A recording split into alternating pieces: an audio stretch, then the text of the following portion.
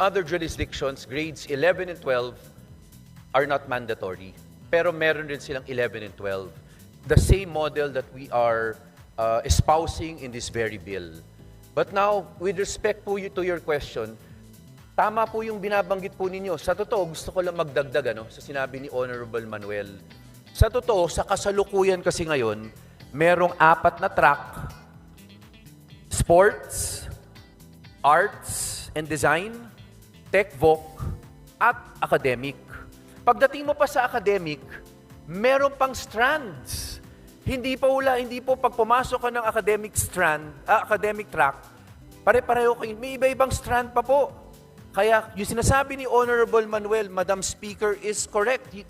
Kasi meron po mga colleges and university, kung hindi ka pumasok ng STEM na strand, hindi ka pwede mag-engineering. Pwede ka mag-engineering, pero magbe-bridging programs ka pa po. So, kaysa umikse, humaba pa po. Imagine po, grade 10, pinapapili na natin yung estudyante kung ano yung college degree niya na gusto. Kaya nga sinasabi natin, sa question ni Honorable Manuel, ano maidudulot ng proposal na ito? Sa proposal po na ito, sinasabi natin, wala ng tracks, wala ng strands. Ang mandatory subject lang ay yung general subjects sa first year college. Ano po yun? Example, History 1, English 1. Kung ano yung mga general subjects, bakit natin gusto yung general subjects na yun? Unang-una, ay makakapagbigay po siya ng masisigurado natin na masistrengthen yung tinatawag na functional literacy ng ating mag-aaral. Yung reading comprehension, mathematics niya, and sciences po, a few subjects, yung general subjects, will be able to strengthen that in 11 and 12. Tapos, pagdating niya ng first year college, kung merong advanced placement, yung college, at karamihan naman po meron Kung pwedeng i-credit na yung English 1 na kinuha niya sa grade 11, yung English 2 na kinuha niya sa grade 12, yung History 1 na kinuha niya sa grade 11, yung History 2, o kung ano man, para pagdating ng kolehiyo, credited na lahat yon. So, mababawasan po yung number of years na sa kolehiyo. At, of course po, may electives pa rin. We will still give them that option na may electives. Kasi sa totoo, Madam Speaker, eto naman, talagang pinaglalaban na matagal ni Congresswoman Franz to tsaka ni Honorable Manuel. Sa totoo, nawala ang Philippine history. So I think we should be able to put that back in place. Kasi that's part of the general subjects. Lagi natin pinag-uusapan, Honorable Manuel, si Honorable Castro, ito yung isang passion niya, yung tungkol sa nationalism. Kung nationalism pinag-uusapan, bakit tinanggal ng K-12 ang Philippine history? So dito po, mababalik po natin, kung nationalism rin ang pinahanap natin, makakatulong siya at makikredit po siya. Hopefully makikredit siya pagdating niya ng first year college. Thank you, Madam Speaker. With that, para po mas maging malinaw po sa ating mga kababayan, if we compare yung itsura ng senior high school ngayon na grades 11 and 12, as compared po sa pinapanukalan nitong House Bill 11213 na, di ba po, hindi na magiging mandatory yung grades 11 and 12, depende na lang dun sa estudyante. So ano na po ang magiging pagkakaiba dun sa curriculum ng mga estudyante ngayon and in the future if ever this bill will become a law? Para maliwanag rin po tayo, pagdating ng grade 10, ang sinasabi natin, may graduation ang lahat ng estudyante. Pagtapos ng grade 10, doon na po pipili ngayon yung estudyante. Ano ba ang gusto ko? Right now, sa 100% ng senior citizens natin, more or less, between 65 to 69% enter the academic track. Sa Tech Voc track, we reached a high of 36% ang nag-enroll sa Tech Voc track. Pero siguro nga po, dahil NC2 lang ang nabibigay doon, dahil hindi naman siya industry-driven curriculum, ay bumaba na po yun. Nag-umpisa tayo, first year of implementation, 36% nag-Tech Voc track. Ngayon po, nasa 29% na lang. Yung dalawang ibang track, minsan di umaabot ng 1% Kasi sa totoo, yung karera. So pagka-graduate mo ng grade 10, pili ka na. Gusto ko bang magkolehiyo o hindi? O gusto ko ba yung TechVoc track? Kung pipiliin mo ang kolehiyo, kailangan ka mag-grades 11 and 12, pero yung curriculum mo sa 11 and 12 will now be manageable, reduced mandatorily to the general subjects in first year college. Kung gusto mo mag-TechVoc, pupunta ka naman po sa tinatawag naming industry-driven curriculum, approved by the industry boards, but regulated by the TESDA.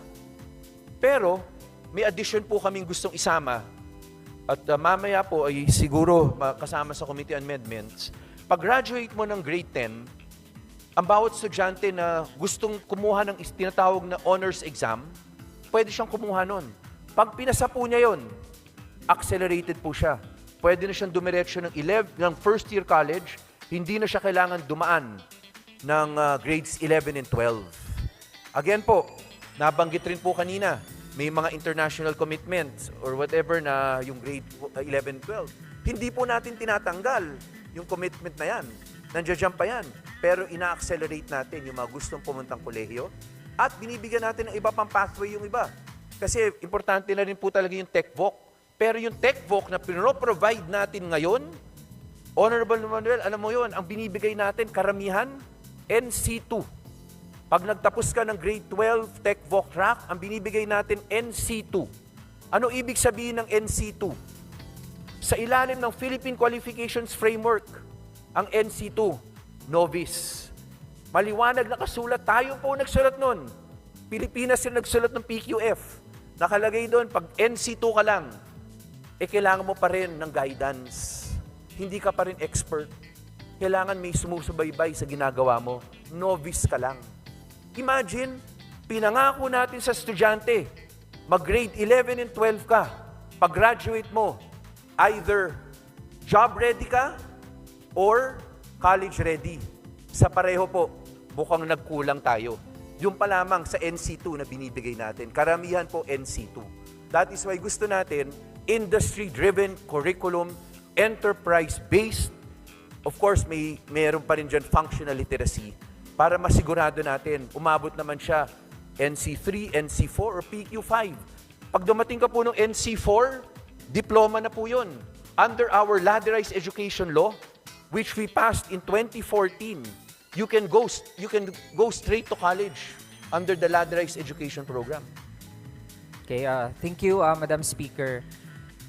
Hearing that response, dahil ang mangyayari na ay yung mga gustong magkolehiyo eventually, sila na lang yung kinakailangan na mag-take ng 2 years na pre-university program. Hearing that, Madam Speaker, as youth representative, well, I have to be honest na sa ngayon po, kung ganun ang magiging itsura, ang magiging default po talaga na pagtingin dyan ng ating mga kabataan ay habang meron po tayong mga pinapangako na mga pag-aayos din naman, pero kung sa bilang ng taon na kukunin nila, parang ganun pa rin ang mangyayari as compared sa ngayon. So, when I heard, Madam Speaker, yung tungkol dun sa possibility na halimbawa may paraan para ma-exempt, gusto ko magpalalim po dyan, Madam Speaker, ano po yung itsura po nun? Again po, no, yung honors exam, ipapaubaya po natin yan sa DepEd at sa CHED and the universities and colleges. Because sila po ang makakapagsabi kung ano yung competencies, kung ano yung kinakailangan ng isang learner para makalakbay siya ng 4 years o 3 years o 5 years sa kolehiyo. Siguro po, Honorable Manuel, we can both agree that we should leave that to the experts. Hindi naman po para sa policy makers dahil mas may dalubhasa sa atin. Let us give them the general framework na may honors exam, but let us leave it to the experts to be able to formulate ano yung honors exam po na yan. And again, Honorable Manuel, in a way, tama rin po kayo. In terms of length, nandun pa rin yung 11 and 12. Totoo yan. Pero, sa isang banda, hindi na po siya magiging una as unfair as it is now. Because right now, napakaraming tracks, napakaraming strands. Tapos, katulad ng binanggit ko kanina, Honorable Manuel, marami sa ating mga kapwa Pilipino, gusto nga nila maging ininyero. Pero kung hindi ka nag-STEM strand, meron kang additional na bridging subjects na pinapagawa ng ibang universities and colleges. So instead na pinaiksi natin, pinahaba natin, pero dito, sa sinasabi natin, unang-una, hindi man natin napaiksi yung basic education, pero since ang laman po ng 11 and 12 ay yung general education subjects, mababawasan natin yung first year college subjects at mababawasan yung taon niya sa kolehiyo. Doon naman po tayo makakatulong sa pamilyang Pilipino. Pero sana rin po maintindihan natin, especially in light of the international assessment exams, our own assessment exams, for now, maganda pa rin po talaga na masigurado natin yung functional literacy. Talagang meron talagang meron tayo po nagkulang sa kabataang Pilipino. Ito yung pagkakataon natin na makapag-focus tayo hanggang grade 12, doon tayo sa functional literacy. Thank you, Madam Speaker. Kasunod po tungkol naman sa paghanda para sa trabaho dahil isa rin ito sa mga nakikita nating naging we can call it a failure ng K-12 program. Pinangako yung pwedeng maging college ready, job ready, or meron pa nga paghanda para magnegosyo, ganyan. Pero it's sad, Madam Speaker, na ayun, inabot tayo ng ilang taon, no? Hanggang sa finally, no, ay na-realize natin na yung original na gustong mangyari nung K-12 when past many years ago ay hindi naman pala nagbunga. And at least, Madam Speaker, na-acknowledge po ito, no, sa committee natin on basic education. Kaya ngayon ay meron tayong pinag-uusapan na ganito. Ano yung mga pwedeng pag-aayos natin. So kung dun sa job preparedness, Madam Speaker, ano po ba yung mga binanggit na dahilan or often cited na mga reasons bakit hindi nag-employ yung maraming mga kumpanya nung mga nagtapos naman na ng senior high school? Una po, doon tayo sa functional literacy. Kaya kailangan talagang palakasin yun. At sinabi natin, kahit mag-tech voc track ka, ibig sabihin sa TESDA ka na industry-driven, ay sisiguraduhin po natin na meron pa rin functional literacy courses po doon. And required naman po siya until now. But of course, mas maiksi na. Pangalawa po, ang binibigay po natin, pag-graduate, nabanggit ko po ito kanina, ang binibigay po ng TESDA, pag-graduate ng grade 12 ng mga nasa tech voc track, karamihan po, NC2. Yun ang totoo.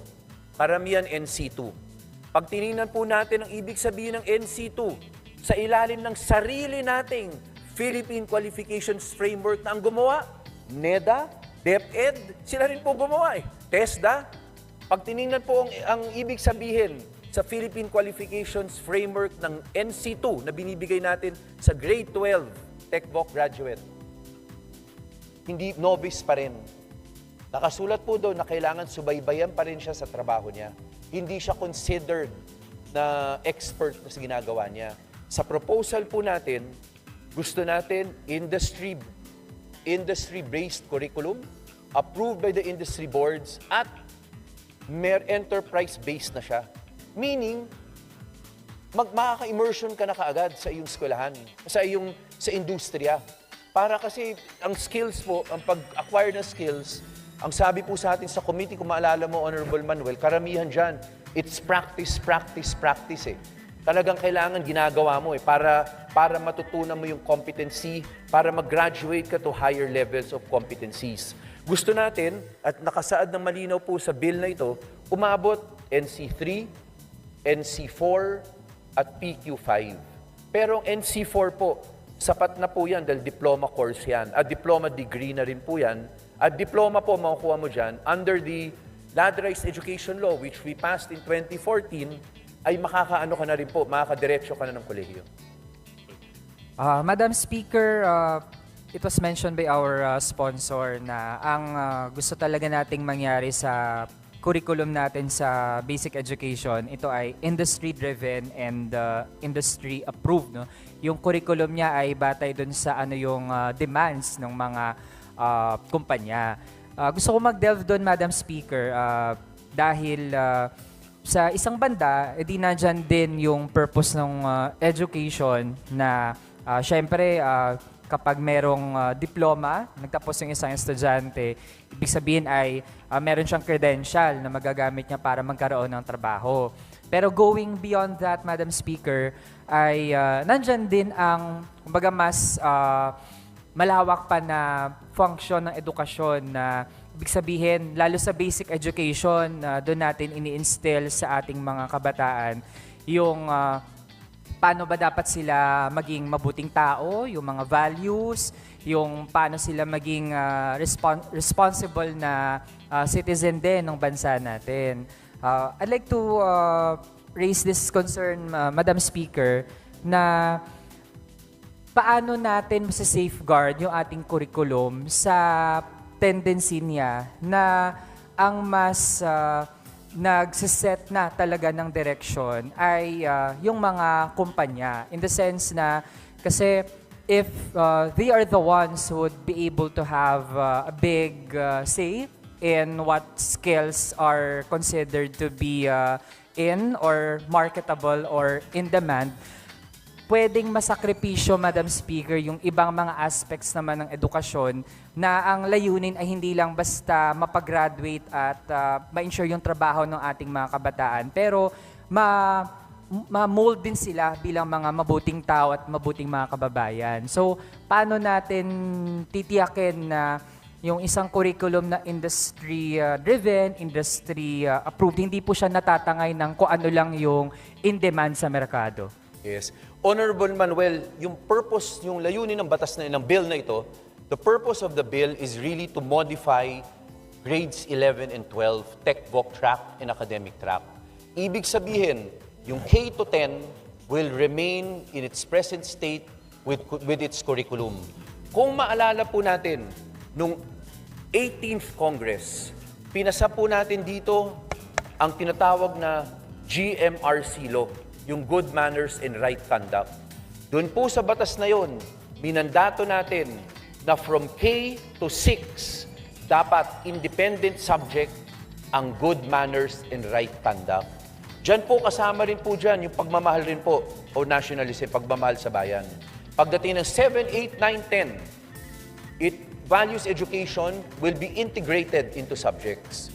So yung basic po, hanggang magsa-start po ang K, sabihin natin 5 to 6 years old. Hanggang grade 10, hanggang 15 to 16 years old po yun. 15 more or less, hanggang 15 yun. So yung minomodify na ng bill na to, ito na po yung dinagdag na 11 and 12 under the K to 12 law. Ito na po yung either magtatrabaho ka, skilled worker ka, ang gusto mo, magiging athlete ka, magiging sa artist ka, or magiging academe ka.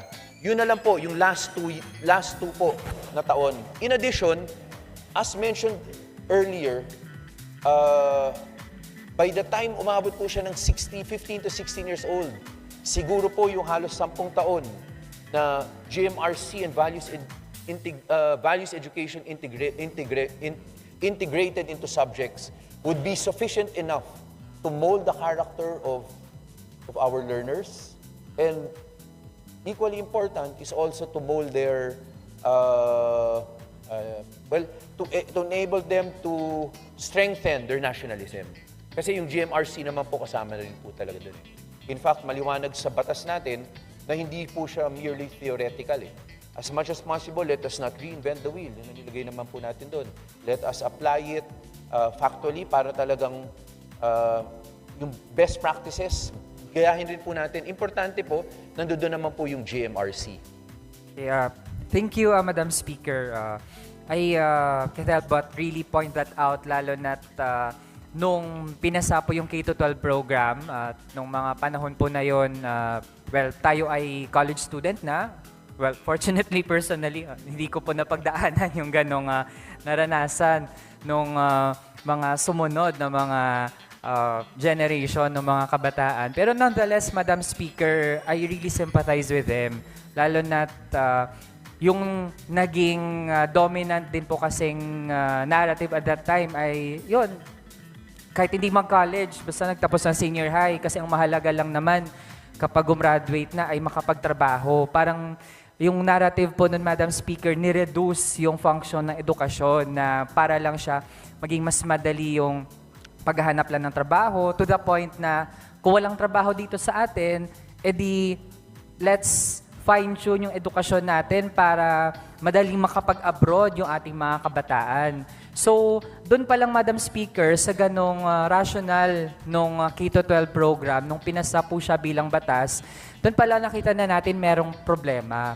Kaya magkakaroon din po ng dangers, if ever, na yung maging justifications din for whatever changes in the curriculum ay magfa-follow din sa ganong consistent na narrative. Kaya kailangan po talaga, pag sinabi nating pinag-aaral natin yung ating mga kabataan, ang rason po niyan ay hindi lang basta-basta na meron lang silang trabaho right afterwards. Kailangan din talaga yung mga kabataan natin, lalo syempre pagpapasok sa trabaho, kung mga kumpanya ang gugustuhin po nila actually ay mga kabataan na hindi okay yung reading comprehension. Kasi for example, kung okay yung reading comprehension nila, may mga kontrata na unfair pala para sa kanila, mabubusisi nila. Tapos, yung mga skills din like, for example, analyzing past events, ganyan, na kung may kumpanya na merong mga bad practices, gugustuhin niya yung mga kabataang hindi marunong balikan yung practices ng kanilang mga kumpanya para hindi sila marunong magtanong, susunod na lang sila. So, gusto natin talaga ng shift or alternative dun sa what kinds of students do we produce from our basic education system.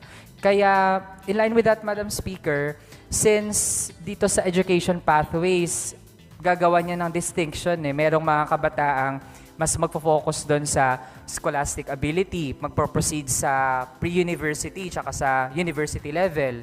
Meron po magpo-proceed doon sa technical, vocational na track. So, ano po yung magiging mga batayan para ma-distinguish po natin yung mga estudyante na magti-take ng ganong track, while at the same time, yung core functions ng education, hindi po nawawala dapat doon sa dalawa? Unang-una, agree po tayo kay Honorable Manuel. Ayaw na po natin na mag-educate tayo o magti-training na tayo para mag-ibang bansa. Kasalukuyan po. Kasi sa totoo, hindi naman siya industry-based curriculum ngayon.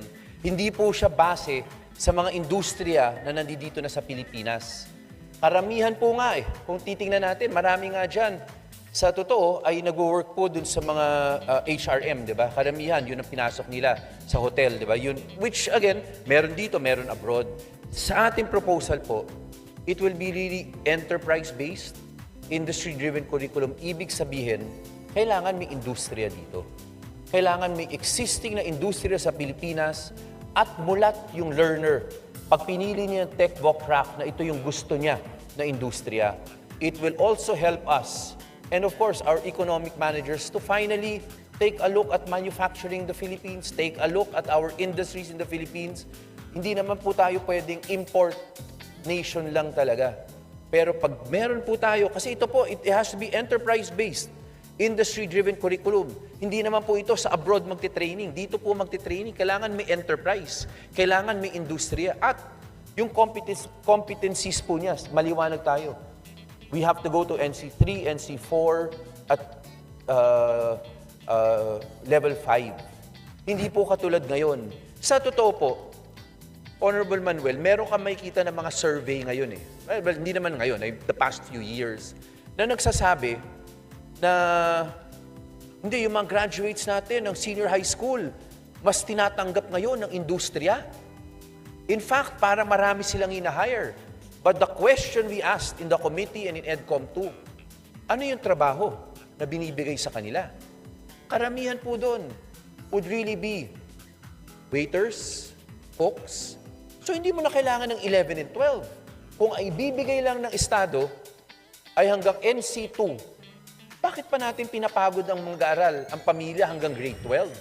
That is why we want the competencies to level up. Because we want them to be able to find jobs which will be able to help them sustain themselves and their families. Hindi po lahat dapat, hindi naman ho dapat blue-collar jobs lang. Kung ganun lang po, tama kayo. Ba't pa tayo nag-K-12? Ba't pa tayo nag-tech voc track? Kung mauuwi lang rin po pala, ay a grade 10 graduate would be able to get the same opportunity. That is why linilevel up po natin yung competencies. Okay, thank you, Madam Speaker.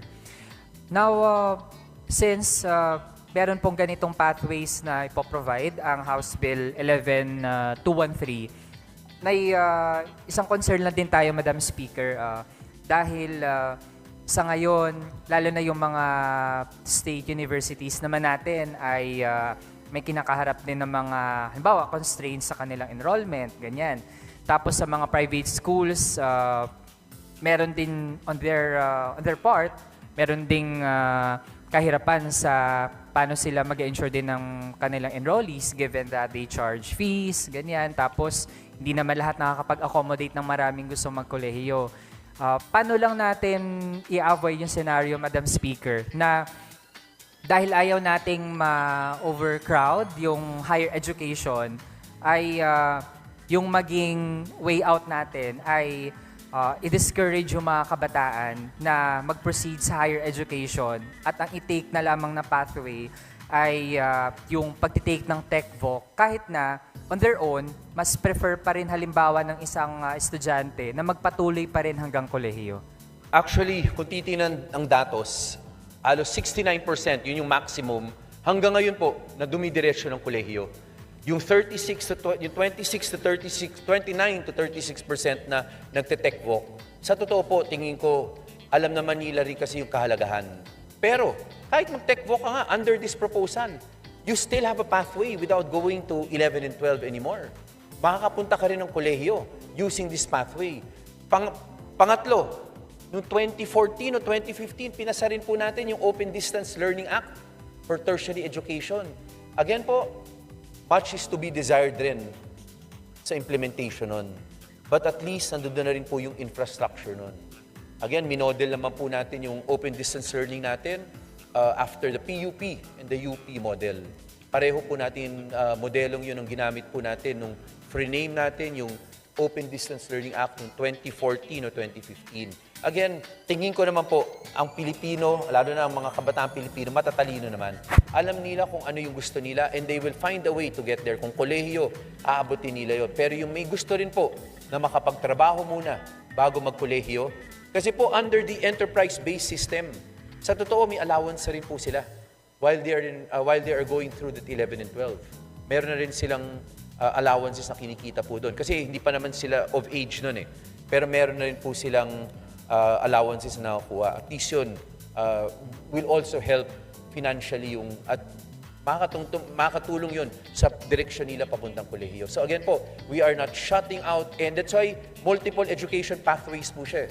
We are just providing every Filipino with various pathways in order for them to attain whatever they desire, a college degree or a tech voc, higher tech voc skill level. Okay. Hearing all those responses, Madam Speaker, I have no further questions sa ating sponsor and we thank him for providing yung mga tugon doon sa maraming mga hinaing talaga ng ating mga kabataan sa layunin na mabago po natin yung mga dapat na mabago doon sa sistema ng ating edukasyon. Lalo na't gusto natin na maging investment, no? Yung pag-ensure natin ng quality and accessible education para sa mga kabataang Pilipino. Yun lang, Madam Speaker. Maraming salamat. Thank you, Honorable Manuel. And as we always say, kahit sa committee po, lahat naman ng sinasabi ni Honorable Manuel, ni Honorable Castro ay napakalaking tulong, hindi naman po para sa mga bills lang natin, pero lalong-lalo na for the education system sa kabataang Pilipino at sa ating mga guro. Maraming salamat, Honorable Manuel. Sa muli, maraming salamat sa inyong panonood at pakikinig. Once again, El Maestro, see you on my next vlog. Bye-bye!